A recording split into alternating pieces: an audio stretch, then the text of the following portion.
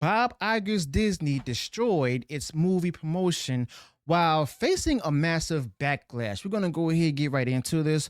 Welcome back to Views with Hughes, Culture and News. This is Jerome Hughes. Now, let's go ahead and get right into it. All right.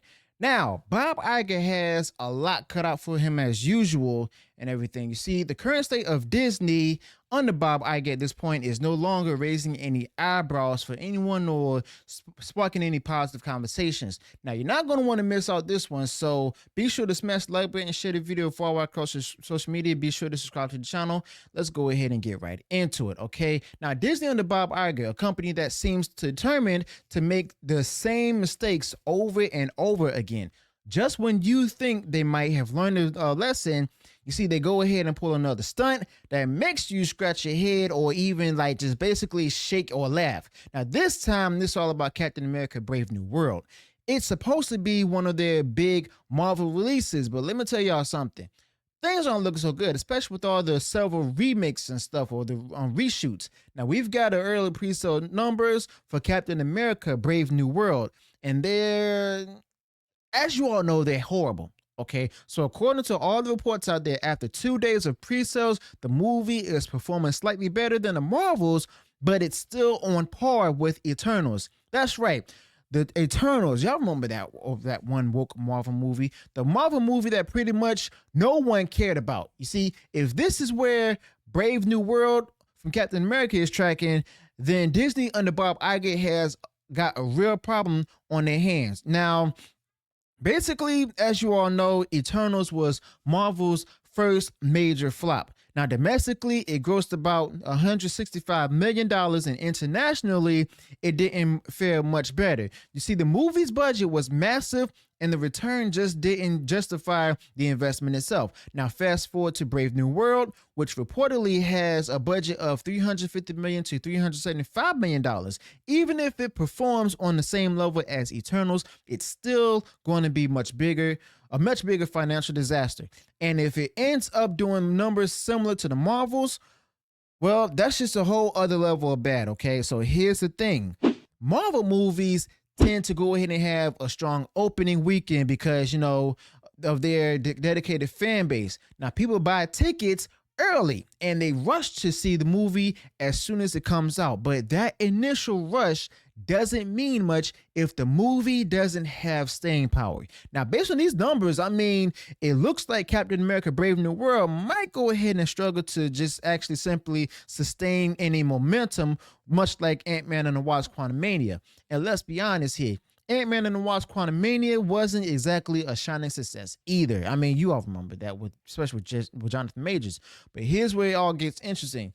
You see, Disney under Bob Iger is panicking, and you can tell because they're actually doing something that we thought that they'd never do again. Okay, but let me take you back to the release of Star Wars The Force Awakens. Okay, now we all remember the whole controversy around the Chinese poster, right? Where they shrunk the size of John Boyega's character Finn to just go ahead and downplay his presence. It was a blatant attempt to go ahead and cater to certain biases in the Chinese market, and it sparked a lot of backlash. Well, guess what? They're doing it again, okay? This time with Captain America Brave New World, okay? Now, if you take a look at the Chinese poster here for this movie, you'd need a magnifying glass basically just to go ahead and find Anthony Mackie's Black Captain America. Now, his face is hidden in the shadows, basically barely visible, while the rest of the poster is dominated by other elements, including Red Hulk right there. Now, it's almost like they're trying to go ahead and make him disappear, and for what? To appeal to a market that's notorious for its biases against certain kinds of, you know, races or even representation. Now, it's a cheap move, plain and simple, all thanks to Disney. But let's not stop there. The poster itself is a mess. Now, one's eyes could be drawn to the center where there's a bright light, as you all can see, but it tells me absolutely nothing about the movie. And is this a Captain America movie, a Red Hulk movie, something else entirely? The design is so vague and uninspired that it's almost laughable. And yet here we are watching Disney under Bob Iger make the same mistakes that they've made before, all in the name of just basically going ahead and chase box office dollars. Okay, But there's also a larger issue here. You see, Disney, under Bob Iger's obsession with the Chinese market, is no secret. I've talked about this several times before. They've been over backwards time and time again and tried to win favor there, often at the expense of their own values. But here's the thing. It's not working at all. It's never worked. The Chinese audience is not flocking to these movies like Disney under Bob Iger hope that they will.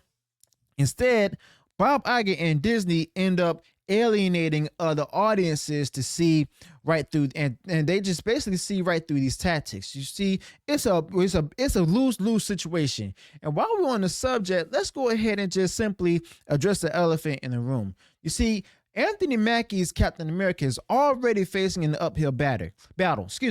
The character itself doesn't have a super soldier serum, as I've said before, which means he's just a regular guy with a shield and some cool gadgets. Now, in a world of Hulks, Thors, and Iron Man, that's a tough sell right there. And now add in the fact that Disney under Bob Iger is seemingly downplaying his role in the international marketing, and it's hard not to feel like, you know, the deck is stacked against him. Now, before we go any further, I can just automatically tell in the comment section, but Jerome, Iron Man didn't really have any special powers. He had just a suit. Well, here's the thing. Tony Stark at that time was known as to be like one of the one of the biggest brains in the world. Okay, so don't go right there. He didn't really have any physical powers and stuff, no serum stuff. He just had a super smart brain. Okay, Anthony Mackie's Captain America didn't have any of that, okay? And just don't try to fool yourselves with that one. But you know what?